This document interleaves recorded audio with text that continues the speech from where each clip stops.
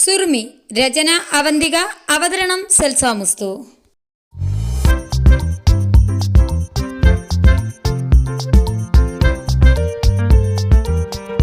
പിറ്റേന്ന് കോളേജിലെത്തിയുടനെ സുറുമി ആദ്യം പോയത് സഫിയുടെ അടുത്തേക്കാണ്. കണ്ടപാടെ സഫിയുടെ കൈകൾ തൻ്റെ കൈകളിലേക്ക് കൂട്ടിപ്പിടിച്ച് സന്തോഷം പ്രകടിപ്പിച്ചു അവൾ. അതുവരെ കണ്ട സഫിയിൽ നിന്ന് കാണുമ്പോൾ ഒരുപാട് വ്യത്യാസം പോലെ തോന്നി സുറുമിക്ക്. തൻ്റെ മനസ്സിൽ മഷൂദിൻ്റെ സഹോദരിയാണെന്നുള്ള സ്ഥാനമായിരുന്നു അവൾക്ക് ഇതുവരെ. എന്നാൽ ഇന്നതിന് നിന്ന് തൻ്റെ സലുക്കയുടെ പെണ്ണെന്നൊരു സ്ഥാനം കൂടെ. സാധാരണ അവളോട് സംസാരിക്കുമ്പം മഷൂദിൻ്റെ പേരൊന്ന് പറയണോ, അവനെക്കുറിച്ച് എന്തെങ്കിലും ഒന്ന് പറയണമെന്ന് പ്രാർത്ഥനയായിരിക്കും മനസ്സിൽ. പക്ഷെ ഇപ്പോൾ ഓരോന്ന് സംസാരിക്കുമ്പോൾ ഒരുപാട് സ്നേഹവും ബഹുമാനവും തോന്നിപ്പോകുന്നു. താൻ പോയാലും സമീറൊക്കെ ഒരു കുഞ്ഞനുജത്തി ആക്കേണ്ടവളാണ്. എന്നെങ്കിലും മഷൂദിൻ്റെ വീട്ടിൽ നിന്ന് വിരുന്നുകാരിയെ പോലെ സ്വന്തം വീട്ടിലേക്ക് വരുമ്പോൾ നിറഞ്ഞ മനസ്സോടെ തന്നെ സ്വീകരിക്കേണ്ടവൾ. സംസാരിക്കുമ്പോൾ ഭംഗിയിൽ ചലിക്കുകയും ചിരിക്കുമ്പോൾ ചെറുതാകുകയും ചെയ്യുന്ന അവളുടെ കണ്ണുകൾ, മുഖത്ത് വിരിയുന്ന ഭാവങ്ങൾ നോക്കി നിൽക്കെ തൻ്റെ ഭാവി ഒരു കുഞ്ഞു സുന്ദരി തന്നെയാണെന്ന് തോന്നി അവൾക്ക്. ആദ്യമായി കാണുന്ന പോലെ അവളുടെ ഭാവങ്ങളും ചലനങ്ങളും നോക്കി കാണുകയായിരുന്നു സുറുമി, ഒരു കാര്യം പറഞ്ഞാൽ വിശ്വസിക്കുമെന്നറിയില്ല. അന്ന് ഷെറിയുടെ കല്യാണത്തലേന്ന് വീട്ടിൽ വന്ന് നീ പോയില്ലേ? അന്ന് ഉമ്മ പറഞ്ഞിരുന്നു ഉമ്മയുടെ സങ്കല്പത്തിൽ മഷുച്ചയുടെ പെണ്ണ് നിന്നെ പോലെയാണെന്ന്. ഇന്നലെ മഷുച്ച കമ്പനി പോയതും സംസാരിച്ചതും എല്ലാം പറഞ്ഞപ്പോൾ ഉമ്മ ഒരുപാട് ഹാപ്പി ആയിരുന്നടി. ഞാനിന്നലെ ഒരുപാട് ഹാപ്പി ആയിരുന്നടി. മഷൂദ് വന്ന് സംസാരിച്ചെന്നൊക്കെ പറഞ്ഞപ്പോൾ ഞാനാകെ അറിയില്ലടാ പറയാൻ. അതിൻ്റെ കൂടെ നിൻ്റെ കാര്യം കൂടെ കേട്ടപ്പോൾ മറുപടി എന്ന് ചിരിച്ചു അവൾ. സുറുമി, മഷൂച്ച പാവാണടി. ഇന്നലെ നിന്നെക്കുറിച്ച് പറഞ്ഞപ്പോഴെല്ലാം ആ വാക്കുകളിൽ ഉണ്ടായിരുന്നു നിന്നോടുള്ള ഇഷ്ടത്തിൻ്റെ ആഴം. പാവാണ്, സ്നേഹം പ്രകടിപ്പിക്കാൻ അറിയില്ലെന്നേ ഉള്ളൂ. ദൃഷ്ടി നിലത്തേക്കൂനി അവളെ കേൾക്കുന്ന സുറുമിയൊന്ന് നോക്കി സഫ പറഞ്ഞു തുടങ്ങി. ഞങ്ങളോട് ഒരുപാട് നേരം ഇരുന്ന് സംസാരിക്കുകയോ തമാശ പറയുകയോ ഒന്നും ചെയ്യാറില്ല. തിരിച്ചു പോയാൽ തന്നെ ഉമ്മാക്ക് വിളിക്കുമ്പം ഞങ്ങളെക്കുറിച്ച് ചോദിക്കുമെന്നല്ലാതെ മഷുച്ചയായിട്ട് ഞങ്ങളെ വിളിക്കുകയോ സംസാരിക്കുകയോ ചെയ്യാറില്ല. പക്ഷേ ആ മനസ്സ് മുഴുവൻ ഞങ്ങളെ ജീവിതമോർത്തുള്ള ആവലാതിയാണ്. നാട്ടിലാകുമ്പം ഞങ്ങളുടെ മുഖം ഒന്ന് വാടിയാൽ ആൾക്ക് മനസ്സിലാകും. നിനക്കറിയോ, ഉപ്പ പോകുന്നത് വരെ ബാംഗ്ലൂർ ലൈഫ് അടിച്ചു പൊളിച്ച് ജീവിച്ചിരുന്ന ആളായിരുന്നു. എന്നും ഫ്രണ്ട്സിൻ്റെ കൂടെ ട്രിപ്പും പുറത്തുനിന്ന് ഫുഡും വീട്ടിലെ കാര്യങ്ങൾ ഒന്നുപോലും നോക്കിയിരുന്നില്ല. അല്ല, നോക്കേണ്ട ആവശ്യമില്ലായിരുന്നു. സുറുമി അവൾ പറയുന്നത് മുഴുവൻ ഒരു കൊച്ചുകുട്ടിയുടെ ലാഘവത്തോടെ കേട്ടുകൊണ്ടിരുന്നു.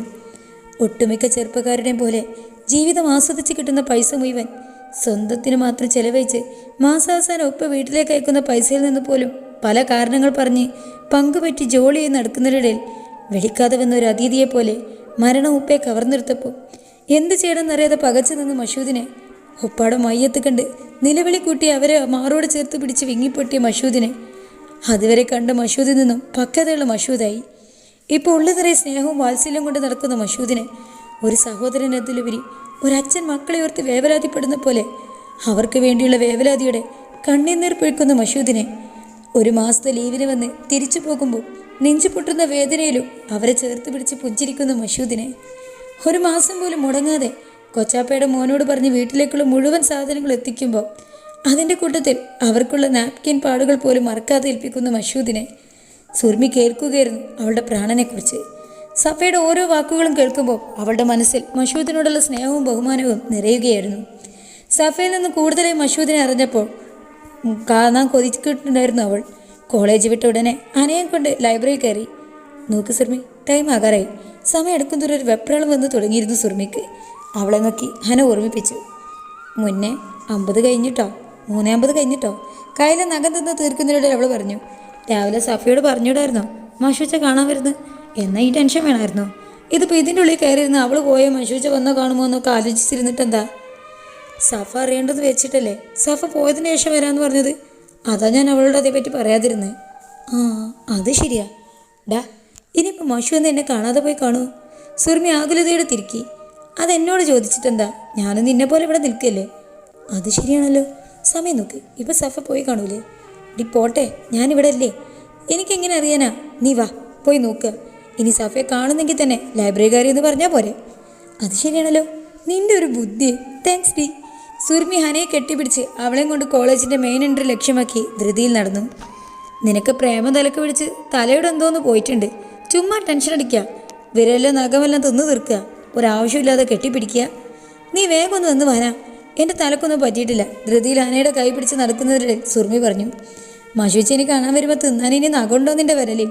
നടക്കുന്നതിനിടയിൽ അവൾ പിടിച്ച കൈ പൊക്കിക്കൊണ്ട് ഹന ചോദിച്ചു. എൻ്റെ കഴിഞ്ഞ്, അടുത്ത തവണ നിൻ്റെ ആക്ക. നീ ഒന്ന് വേഗം നടന്നേ. അയ്യ, ഈ പെണ്ണിന് എന്താ പറ്റിയേ? മറുപടിയെ കുലുങ്ങി ചിരിച്ചുകൊണ്ട് അവൾ അനയെ വലിച്ച് മുന്നോട്ട് നടന്നു. സഫ പോയിട്ട് കാണാന്ന് പറഞ്ഞത് നിന്ന് ഒറ്റക്ക് കിട്ടാനായിരിക്കും. അതിന് എന്നെ കൂടെ വലിച്ചുകൊണ്ട് പോകുന്നത് എന്തിനാ? നീ നിന്റെ കാക്കയല്ലേ ഹൈലൈറ്റ്. നിങ്ങളുടെ വീട്, നിങ്ങളുടെ കല്യാണം, ഇതൊക്കെയല്ലേ ഞങ്ങൾ ഇതുവരെ എത്തിച്ചത്. അതുകൊണ്ട് നീ ഇല്ലാതെ പറ്റില്ല. പിന്നെ ഞങ്ങൾ സംസാരിക്കുമ്പോഴുള്ള കാര്യം നിന്നെ മാറ്റി നിർത്തി ഞങ്ങൾ സംസാരിച്ചോളാം. ഓഹോ, അതുകൊണ്ടാണല്ലേ, അല്ലാതെ നിനക്ക് ഒറ്റയ്ക്ക് നിൽക്കാൻ ചമ്മലുണ്ടായിട്ടില്ലല്ലേ? അല്ലേലും എല്ലാം ഒന്ന് നിമിർത്താൻ വേണ്ടി ഞങ്ങളും സാഫയും സലുക്കയെല്ലാം നിങ്ങൾ ഒരുമിക്കാനുള്ള ഓരോരോ കാരണങ്ങളാണ്. അല്ലെങ്കിൽ നീ ഒന്ന് ആലോചിച്ച് നോക്കിയേ, സലുക്കക്ക് സാഫയോട് ഇഷ്ടം തോന്നിയില്ലായിരുന്നെങ്കിൽ നിങ്ങളുടെ ഈ ബന്ധത്തിന് സമ്മതിക്കുമായിരുന്നോ? ആവോ, നിന്നെ കാണുമ്പോൾ, നിന്റെ സന്തോഷം കാണുമ്പോൾ അറിയാണ്ട് പ്രാർത്ഥിച്ചു പോവാ നിന്റെ ഈ സന്തോഷം നിലനിർത്തി കൊടുക്കണേന്ന്. ഇനി അറിഞ്ഞുകൊണ്ട് പ്രാർത്ഥിക്കണേ. മറുപടിയെ സുർമ പിടിച്ച് കൈയൊന്ന് കുടിഞ്ഞുകൊണ്ട് ചൂണ്ടിക്കൊണ്ട് അവൾ പറഞ്ഞു. അപ്പോഴേക്കും അവൾ കോളേജ് മെയിൻ ഗേറ്റ് കടന്നു കഴിഞ്ഞിരുന്നു. വലിയ തിരക്കൊക്കെ ഒഴിഞ്ഞു പോയിരുന്നു. മഷൂദിനെ തിരിഞ്ഞുകൊണ്ട് ചുറ്റും കണ്ണോടിച്ചപ്പോഴാണ് ബൈക്കിൽ ചാരി നിന്ന് സംസാരിക്കുന്ന സൽമാനെയും എന്തോ പറഞ്ഞ് ചിരിക്കുന്ന സഫയും അന കണ്ടത്. ബെസ്റ്റ്, നിനക്ക് വിധിയില്ല മോളെ, പ്രത്യേക ഇനത്തിൽ അന പറഞ്ഞു. എന്തേടി? അപ്പോഴും മഷൂദിനായി അവളുടെ കണ്ണുകൾ പരതുകയായിരുന്നു. നിന്റെ മഷൂദിനോട് ഇങ്ങോട്ട് കാണാൻ വരുമ്പോഴേ അളിയനോട് കൂടെ വിവരം പറയും. എന്ത്? ഒന്നും മനസ്സിലാക്കാതെ സുർമി ഹനയുടെ മുഖത്തേക്ക് നോക്കി. സൽമാനും സഫയും നിൽക്കുന്നിടത്ത് കണ്ണുകൊണ്ട് കാണിച്ചു കൊടുത്തു ഹന. അറിയാതെ വാ വിളിച്ച് നിന്നുപോയി സുർമി. എന്തായാലും പണി പാളി. നിന്നെ കുണവൻ വരുന്നതിന് മുമ്പേ രണ്ടുപേരെ നാത്തും ചമഞ്ഞ് പറഞ്ഞു വിട്, ഹന ചിരിയോടെ പറഞ്ഞു. രണ്ട് കൈയോടെ സ്ലീവ് അല്പം പൊക്കി തോളിലൂടെ ബാഗ് ഒന്നുകൂടെ വലിച്ചിട്ട് അവരെ ലക്ഷ്യമാക്കി സുർമി നടന്നു. പൊട്ടിവരുന്ന ചാരിയോ കടിച്ചമർത്തിക്കൊണ്ട് അവളുടെ പുറകെ ഹനയും. സൽമാൻ സഫയോട് എന്തോ പറഞ്ഞ് ചിരിച്ചുകൊണ്ട് നോക്കിയതും ഞങ്ങളെ ലക്ഷ്യമാക്കി നടത്തി വരുന്ന സുർമിയെ ഹനയുമാണ്. സ്വിച്ചിട്ട പോലെ നിന്നു ആ ചിരി. ചുണ്ടൊക്കെ കൂർപ്പിച്ചു വെച്ച് കുറുമ്പോടെയാണ് അവളുടെ വരവ്. സൽമാൻ പറഞ്ഞത് കേട്ട് സഫ തിരിഞ്ഞു നോക്കി. അപ്പോഴേക്കും അവർ അടുത്തെത്തിയിരുന്നു. നിങ്ങളെന്താ ഇവിടെ? ഗൗരവം നടിച്ചുകൊണ്ട് സുർമി വെച്ചു. ഇതിലൂടെ പോയപ്പോൾ നിന്നെ എടുക്കാമെന്ന് കരുതി. ഇപ്പം ടൈം 4 ആകുന്നു. ഞാൻ പോകുന്ന ബസ് പോയി കഴിഞ്ഞാണോ എന്നെ എടുക്കാൻ വരുന്നേ? കൈകൾ മാറി പിടിച്ചു വെച്ചോട്ട് സുർമി ചോദിച്ചു. നീ പോകുന്ന ബസ് പോയി കഴിഞ്ഞു, എന്നിട്ട് നീ എന്താ പോകത്തെ? അതേ ഇനത്തിൽ സഫയും തിരിച്ചടിച്ചു. അത് പിന്നെ ലൈബ്രറി പോയി, അതുകൊണ്ട്. നാത്തുനിപ്പോഴേ ഭരിക്കാൻ തുടങ്ങിയോ? ലൈബ്രറി പോയത് കൊണ്ട് ലേറ്റായി, അല്ലാതെ മഷു വരുമെന്ന് പറഞ്ഞിട്ടല്ല. സൽമാൻ അത് പറഞ്ഞപ്പോൾ അവൻ നോക്കി നിർത്തേക്ക് സഫയും സുർമിയും അനയും ഒരുപോലെ തിരിഞ്ഞു നോക്കി. മറുവശം ഓരോരും ചേർന്ന് കാർ സ്ലോ ആക്കി വരികയാണ് മഷൂദ്. തിരിഞ്ഞ് സൽമാനെയും സഫയെ നോക്കി ചമ്മലൂടെ ചിരിക്കാൻ ശ്രമിച്ചു സുർമി. ചിരി കടിച്ചമർത്തി ബാക്കി 3 പേർ നിന്നു. കാർ പതുക്കെ കൊണ്ടുവന്ന് ചുറ്റുഭാഗവും ആരെ തേടുന്ന മഷൂദിനെ കൈപ്പൊക്കി അവൻ്റെ ശ്രദ്ധ ആകർഷിച്ചു സൽമാൻ. അവരെ കണ്ടപ്പോൾ അവർ നിൽക്കുന്നതിൻ്റെ കുറച്ച് മുമ്പിലായി കാറ് കൊണ്ട് നിർത്തി. കുളിച്ചു മാറ്റി കുട്ടപ്പനായല്ലോ, എങ്ങോട്ടെങ്കിലും പോവുകയാണോ? അവൻ കാറിൽ നിന്നിറങ്ങി അടുത്തെത്തിയപ്പോൾ സഫ ചോദിച്ചു. ഹേ അല്ല, അത് ഇതുവഴി പോകേണ്ട ആവശ്യമുണ്ടായിരുന്നു, അപ്പം നിന്നെ കൂട്ടാന്ന് വെച്ചു. ജാളിത മറിച്ച് വെച്ചുകൊണ്ട് അവൻ പറഞ്ഞൊപ്പിച്ചു. ബെസ്റ്റ്. ആളെമാർക്ക് 2 പേരും ഈ ഡയലോഗ് പഠിച്ചു വന്നേക്കാണല്ലേ? ആര് ചോദിച്ചാലും തിരിച്ചും മറിച്ചും പറയാൻ. ഹനത് പറഞ്ഞ് ചിരിച്ചപ്പം ബാക്കിയുള്ളവരും അവർക്കൊപ്പം കൂടി. സംഭവം എല്ലാം ഫ്ലോപ്പായ സ്ഥിതിക്ക് ഞങ്ങളെന്നാ പോയാലോ? കുറച്ചു നേരത്തെ സംസാരത്തിന് വിശേഷങ്ങൾക്കുമിടയിൽ മഷൂദ് പറഞ്ഞു. അത് കേൾക്കെ സുർമിയുടെ മുഖം വാടുന്നത് അവൻ കണ്ടു. പാവം, ഒരുപാട് പ്രതീക്ഷയോടെ നിന്നതാണ്. അവരൊക്കെ ശ്രദ്ധിക്കുന്നത് കൊണ്ട് അവളെ ഒന്ന് ശ്രദ്ധിക്കാൻ പോലും പറ്റിയില്ല. മഷൂദിന് അവളുടെ മുഖം കാണാൻ നെഞ്ചിലെവിടെയോ ഒരു നീറ്റൽ പോലെ. പോകുന്ന വഴി അനയെ വീട്ടിലാക്കാമെന്ന് പറഞ്ഞപ്പം സഫക്കൊപ്പം അനയും കാറിൽ കയറി. ഒരിക്കൽ കൂടെ സൽമാനോട് യാത്ര പറഞ്ഞ് സുർമിയെ നോക്കി 2 കണ്ണും അടച്ചു കാണിച്ച് മഷൂദ്. ഒന്ന് കണ്ണിറയെ കാണാൻ പറ്റാത്ത വിഷമം അവനെയും വന്ന് മൂടിയിരുന്നു. അത് മനസ്സിലായ പോലെ സൽമാൻ പോക്കറ്റിൽ നിന്ന് ഫോണെടുത്ത് അത്യാവശ്യം ഒരു കോൾ ചെയ്യാനുണ്ടെന്ന് പറഞ്ഞ് കുറച്ചപ്പുറം മാറി നിന്നു. സുർമി, പോട്ടെ. എന്തിനു സഫ പോയിട്ട് കാത്തിരിക്കണമെന്ന് പറഞ്ഞ്? കാണാനായിരുന്നു. കണ്ടില്ലേ, ഇനി പോയിക്കൂടെ? പരിഭവത്തോടെ അവൾ മുഖം തിരിച്ചു. സോറി, കുറച്ചു നേരം സംസാരിക്കണമെന്ന് കരുതി വന്നതാ. അതിപ്പോൾ ഇങ്ങനെ ആയില്ലേ? സാരില്ല, പിന്നെ ഒരു സാക്ക. ദേഷ്യമാണോ എന്നോട്? മറുപടി അവൾ അല്ലെന്ന് തലയെനിക്ക്. പിന്നെ പിണക്കം? കണ്ണടച്ച് കാണിച്ചു. നിൻ്റെ മുഖത്തെ ചിരി കാണാനാണ് എനിക്കിഷ്ടം. വെറുതെ പോലെ അതിങ്ങനെ ഉരുട്ടിക്കയറ്റുന്നത് എനിക്കിഷ്ടമല്ല. അത് കാണുമ്പോൾ വല്ലാത്തൊരു നീറ്റല ഉള്ളിൽ. അതുകൊണ്ട് എപ്പോഴും എനിക്ക് വേണ്ടി ഒരു ചിരി വേണം ഈ മുഖത്ത്. കണ്ണിമ വട്ടാതെ അവൻ്റെ മുഖത്തേക്ക് നോക്കിക്കൊണ്ട് അവൾ തലകുലുക്കി സമ്മതം അറിയിച്ചു. വരട്ടെ, കാണാം. അവളെ നോക്കിക്കൊണ്ടവൻ പറഞ്ഞു. ഇനി എന്നാ? വൈകാതെ കാണാം. എന്നെ ഓർക്കാറുണ്ടോ? അത്രേ ഉള്ളൂ. അവനെല്ലെന്ന് ചുമൽക്ക് വെച്ച്. പിന്നെ കുറേ എന്നുവെച്ചാൽ എന്നും ഓരോ തവണയും അതോ മണിക്കൂറിൽ ഓരോ തവണയോ? എങ്ങനെയാ കണക്ക്? അവൻ്റെ ഉള്ളിലുള്ള സ്നേഹത്തിനായ അവൻ്റെ വാക്കുകളിലൂടെ അറിയാനുള്ള ആകാംക്ഷയിൽ സുറുമി നിന്നു. എപ്പോഴും. തെളിയിച്ച് പറ. എന്തോന്ന് തൊണ്ടേ കുരുങ്ങി കിടക്കുന്നില്ലേ? അതൊന്ന് തുറന്നു പറയുന്നേ. അവൾ ചിണുങ്ങി. അവനെക്കൊണ്ട് പറയിപ്പിക്കുന്നൊരു കുഞ്ഞു വാശി അവൾക്കുണ്ടായിരുന്നു. കൺനിറയെ കാണാനോ കൊതി തീരെ വരെ സംസാരിക്കാനോ പറ്റുന്നില്ലെങ്കിലും മനസ്സ് നിറയെ ഈ മുഖവും നിന്റെ ചിരിയുമാണ്. ദിവസവും മണിക്കൂറൊന്നുമില്ല. ഓരോ ശ്വാസത്തിലും 1-2 നിമിഷത്തെ മൗനത്തിന് ശേഷം അവൻ പറഞ്ഞു. ആഗ്രഹിച്ചതെന്തോ കേട്ട പോലെ അവളുടെ കണ്ണുകൾ വിടർന്നു. സന്തോഷം കൊണ്ട് തുള്ളിച്ചാടാൻ തോന്നി അവൾക്ക്. താങ്ക്സ്. ഉള്ളിലെന്ത് പുറത്തു വരാൻ വലിയ പാടാണല്ലേ. സാരില്ല, ശരിയാക്കിക്കോളാം, അവൾ കുറുമ്പോടെ പറഞ്ഞപ്പം അവൻ ചിരിച്ചു.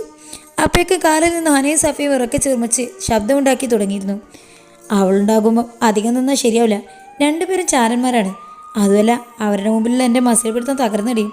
അവൻ പറഞ്ഞപ്പം അവൾ ചിരിച്ചുകൊണ്ട് പോകാൻ മൗനമായി അനുവാദം കൊടുത്തു. അവളുടെ സമ്മതം കിട്ടിയപ്പോൾ അവൻ ഇരു കണ്ണുകളും പുഞ്ചിരിച്ചു. യാത്ര പറഞ്ഞുകൊണ്ട് അവൻ കാറ് ലക്ഷ്യമാക്കി നടന്നു. അപ്പോഴേക്കും ഫോൺ കോൾ അവസാനിച്ച് സൽമാനും എത്തിയിരുന്നു. അവൻ വരുന്നത് കണ്ടപ്പം അവനെ കൈകൊണ്ട് മാടി വിളിച്ച് മഷൂദ്. കഷ്ടിച്ചൊരു മാസം കൂടെ ഞാൻ കാണൂ. അതുവരെ ഇവളെ കാണാൻ എന്നും പറഞ്ഞ് ഈ വൈക്ക് വന്ന ഇന്ന് കണ്ട പോലെ ആയിരിക്കില്ല ഞാൻ പോയിട്ട് നീ കാണേ. പോകെന്നാ വെച്ച് പോയി ചെയ്തോ. സൽമാൻ അടുത്തെത്തിയപ്പോൾ അവൻ്റെ ചെവിയിലേക്ക് കപട ദേഷ്യത്തിൽ മഷൂദ് പറഞ്ഞു. ശരി, സമ്മതം. സൽമാൻ കുസൃതിയാലെ കണ്ണുകളടച്ച് കാണിച്ചു. ചിരിയുടെ ഒരിക്കൽ കൂടെ യാത്ര പറഞ്ഞുകൊണ്ടവൻ കാറ് മുന്നോട്ടെടുത്തു. ഭക്ഷണം കഴിഞ്ഞൊരു ചെറിയ മയക്കത്തിലായിരുന്നു മഷൂദ്. സൽമാനും ബാപ്പയും വന്നിട്ടുണ്ടെന്ന് ഉമ്മ വന്ന് പറഞ്ഞപ്പം അവൻ വേഗം ഫ്രഷായി അവർക്കടുത്തേക്ക് ചെന്നു. അവൻ ഹൃദ്യമായി തന്നെ അവരെ സ്വാഗതം ചെയ്തിരുത്തി. സൽമാൻ സംസാരത്തിന് തുടക്കമിട്ടുകൊണ്ട് മഷൂദിനെ അവനെ ചുറ്റിപ്പറ്റിയുള്ള കാര്യങ്ങളും വാപ്പാക്ക് പരിചയപ്പെടുത്തി. സൽമാനൊപ്പം കൂടി മഷൂദും വിശേഷങ്ങളും ജോലി സംബന്ധമായ കാര്യങ്ങളും പറഞ്ഞു. അപ്പോഴെല്ലാം ഒരുതരം നിർവികാരത മാത്രമായിരുന്നു അയാളുടെ മുഖത്ത് പ്രതിഫലിച്ചത്. അധികം വൈകാതെ തന്നെ വീടും പരിസരവും വീക്ഷിക്കുന്ന അയാളുടെ മുഖവും ഭാവങ്ങളും കാണേ അയാൾ തന്നിലെ തൻ്റെ കുടുംബത്തിലോ തൃപ്തനല്ലെന്ന് മഷൂദിന് മനസ്സിലായി തുടങ്ങി. അപ്പോഴേക്കും ഉമ്മ ചായയിലും പലഹാരങ്ങളുമായി വന്നിരുന്നു. പേരിന് പോലും അയാൾ ഉമ്മയെ നോക്കുകയോ ഒരു വീട്ടിൽ വന്ന അതിഥിയാണെന്നുള്ള മര്യാദയിൽ പോലും ഒരു വാക്ക് സംസാരിക്കുകയോ ചെയ്തില്ല. അത് മഷൂദിൻ്റെ മനസ്സിനെ മുറിവേൽപ്പിച്ചു. ഒന്ന് താഴ്ന്നു കൊടുക്കാൻ തൻ്റെ കൂടെ ആവശ്യമാനതുകൊണ്ട് ആദിത്യ മര്യാദയോടെ അവൻ അവരോട് ചായ കുടിക്കാൻ പറഞ്ഞു. ചായ എടുക്കാൻ പോലും കൂട്ടാകാതെ നിൽക്കുന്ന അയാളെ കണ്ടപ്പോൾ സൽമാൻ സംശയത്തിൻ്റെ കണ്ണുകളോടെ അയാൾ നോക്കിയത്. അതുവരെ ഉത്സാഹത്തിലും സന്തോഷത്തിലും ഓരോന്ന് ചോദിക്കുകയും പറയുകയും ചെയ്തിരുന്ന അവൻ അയാളുടെ ഗൗരവത്തിലുള്ള മുഖവും അവിടെ മുന്നിട്ട് നിൽക്കുന്ന അനിഷ്ടവും കാണി പെട്ടെന്ന് നിശബ്ദനായി. വാപ്പച്ചി മഷൂദിനോടൊന്നും ചോദിച്ചില്ല. തെല്ലൊരാശങ്കയുടെ ശബ്ദം താഴ്ത്തി അവൻ ചോദിച്ചു. നീ പറയുന്നുണ്ടല്ലോ, ഞാനെന്തു പറയാൻ? താല്പര്യമില്ലാത്ത മട്ടിൽ അയാൾ പറഞ്ഞു. വാപ്പച്ചി. ആവലാതിയുടെ സൽമാൻ വിളിച്ചു. എനിക്ക് പറയാനുള്ളത് നിങ്ങളോടാണ്. നിങ്ങളുടെ വീട്ടിൽ വന്ന് നിങ്ങളെ അപമാനിക്കുകയോ ചെറുതാക്കുകയോ അല്ല. ഈ കാര്യത്തിൽ ഞാൻ എൻ്റെ നിലപാട് വ്യക്തമാക്കുകയാണ്. എൻ്റെ മകനും മകളും എന്തെങ്കിലും വാഗ്ദാനങ്ങൾ തന്ന് നിങ്ങളെ നിങ്ങളുടെ പെങ്ങളെയും മോഹിപ്പിച്ചിട്ടുണ്ടെങ്കിൽ ക്ഷമിക്കണം. എല്ലാം ഇന്നത്തോടെ മറന്നേക്കണം. ഇനി എൻ്റെ മകളെ കാണാൻ ശ്രമിക്കരുത്. ഇവനോട് ഞാനും പറയാം, അവളെ കാണാൻ ശ്രമിക്കരുതെന്ന്. ഇത് ഇലയിലെ നുള്ളിക്കളയുന്നതല്ലേ നല്ലത്. ശാന്തമായിട്ടാണെങ്കിലും ഒരു താക്കീതിൻ്റെ ചുവ ഉണ്ടായിരുന്നു അയാളുടെ വാക്കുകൾക്ക്. വാപ്പച്ചി, എന്തീ പറയണേ? ഇടർച്ചയോടെ സൽമാൻ ചോദിച്ചു. നീ കേട്ടില്ലേ ഞാൻ പറഞ്ഞത്? എനിക്ക് ഈ ബന്ധത്തിന് താല്പര്യമില്ലാന്ന്. കുടുംബക്കാർക്കും ബന്ധുക്കൾക്കും ഇടയിൽ എനിക്കൊരു വിലയുണ്ട്. അത് കളഞ്ഞു കുളിച്ച് ഇതുപോലെ സാധാരണക്കാരുടെ കുടുംബത്തേക്ക് സുരുമ അയക്കാൻ ഞാൻ ഒരുക്കമല്ല. ഞെട്ടിത്തിരിച്ചിരിക്കുകയായിരുന്നു സൽമാൻ. കുറച്ച് ദിവസം കൊണ്ടാണെങ്കിലും സഫിയെ ചേർത്ത് നെയ്തു കൂട്ടിയ തൻ്റെ സ്വപ്നങ്ങൾ, അവളുടെ കണ്ണിൽ തെളിഞ്ഞു നിന്ന് തന്നോടുള്ള അടങ്ങാത്ത പ്രണയം, തൻ്റെ സുറുമിയുടെ മുഖത്ത് ഇതുവരെ കണ്ടിരുന്ന നിറഞ്ഞ ചിരി, അതിലുപരിപരി ഇപ്പം മഷൂദിൻ്റെ മുഖത്ത് കാണുന്ന വേദന, എല്ലാം ഒരു കുടുംബമഹിമയുടെ പേരിൽ തകർന്നടിക്കുമ്പോൾ അവൻ്റെ ഉള്ളം വേദന കൊണ്ട് നീറി. ഇറങ്ങാം, സൽമാനോടെ പറഞ്ഞുകൊണ്ട് അയാൾ ഇറങ്ങാനൊരുങ്ങി. ഉപ്പ, മഷൂദ് വിളിച്ചു. അവൻ വിളിച്ചപ്പോൾ അയാൾ ഒരു നിമിഷം നിന്നു. അവൻ്റെ മുഖത്തേക്ക് നോക്കിയില്ലെങ്കിലും മറ്റെവിടേക്കോ ദൃഷ്ടി ഊണിക്കൊണ്ടവൻ അവൻ്റെ വാക്കുകൾ കാതിർത്തു. ആദ്യം പറഞ്ഞ കാര്യം മറക്കണമെന്ന്. എൻ്റെ ശ്വാസം നിലക്കുന്നതുവരെ സുറുമിക്ക് മാത്രമായിരിക്കും എൻ്റെ മനസ്സിലും ജീവിതത്തിലും സ്ഥാനം. പിന്നെ കാണാൻ ശ്രമിക്കരുതെന്ന് പറഞ്ഞത് ഞാനായി കാണാൻ ശ്രമിക്കില്ല. നിങ്ങളിലൊരാൾ സമ്മതം അറിയിക്കുന്നത് വരെ. ഇത് തന്നെയാണ് സഫയുടെ കാര്യത്തിലും പറയാനുള്ളത്. നിങ്ങൾക്ക് വേണമെങ്കിൽ നിങ്ങളുടെ മക്കളുടെ ജീവിതം സുരക്ഷിതമാക്കാം. അതിന് ഞാനോ എൻ്റെ പെങ്ങളോ ഒരിക്കലും തടസ്സമാവില്ല. ഉള്ളം നുറുങ്ങിയായിരുന്നു വേദനയിലും അവൻ പറഞ്ഞത്. മറുപടി ഒന്നും പറയാതെ അയാൾ കാലിൽ കയറിയിരുന്നു. അപ്പോഴും വേദനയോടെ അവനെ നോക്കിക്കാണുകയായിരുന്നു സൽമാൻ. മഷു, ഡാ, ഇങ്ങനെയൊക്കെ ആകും നീ വിചാരിച്ചതുപോലും ഇല്ലടാ, സൽമാൻ വേദനയോടെ പറഞ്ഞു. അവളുണ്ടാകും ഇവിടെ നിന്നെയും കാത്ത്. വാപ്പച്ചി സമ്മതിക്കുന്നത് വരെ നിനക്ക് വേണ്ടി അവൾ കാത്തിരിക്കും. അവളില്ലാതെ നീ പൂർണ്ണമാകില്ലെന്ന് അറിയാവുന്നത് കൊണ്ടാണ് വാപ്പാനോട് അങ്ങനെ പറഞ്ഞ്. ഇരു കണ്ണുകളും അടച്ചുകൊണ്ടവൻ അവൻ്റെ തോളിൽ തട്ടി ആശ്വസിപ്പിച്ചു. അയാൾ അക്ഷമയുടെ കാറിൻ്റെ ഹോൺ മുഴക്കി. മൗനമായി അവൻ മഷൂദിനെ യാത്രയാക്കി. അവർ വന്ന കാർ കണ്ണിൽ നിന്ന് മറഞ്ഞതും കണ്ണിൽ ഊറി വന്ന വെള്ളം പുറം കയ്യാലെ തുടച്ചുകൊണ്ടവൻ തിരിഞ്ഞു നോക്കിയത് തട്ടം കൊണ്ട് കണ്ണുനീരൊപ്പുന്ന ഉമ്മയാണ്. അവൾ വന്നിട്ട് സാഹചര്യം പോലെ ഞാൻ സംസാരിച്ചോളാം. അവൾ ക്ഷമയുള്ളവളാണ്, സൽമാൻ സ്നേഹമുള്ളവനും. മഷു, ഈയോ കാരണം വേദനിക്കുന്ന പെണ്ണോ? മറുപടിയെ വേദനയോടൊന്ന് ചിരിച്ചെന്ന് വരുത്തിയവൻ. പിന്നെ ഒന്നും പറയാതെ അവൻ അകത്തേക്ക് കയറിപ്പോയി. തുടരും. ബാക്കി എന്താ പറയുക? ചാനൽ സബ്സ്ക്രൈബ് ചെയ്ത് തൊട്ടപ്പുറത്തുള്ള ബെലൈക്കണും കൂടെ പ്രസ് ചെയ്തേക്കും. ഇൻഷാ അല്ലാ നമുക്ക് വീണ്ടും കാണാം. Bye bye.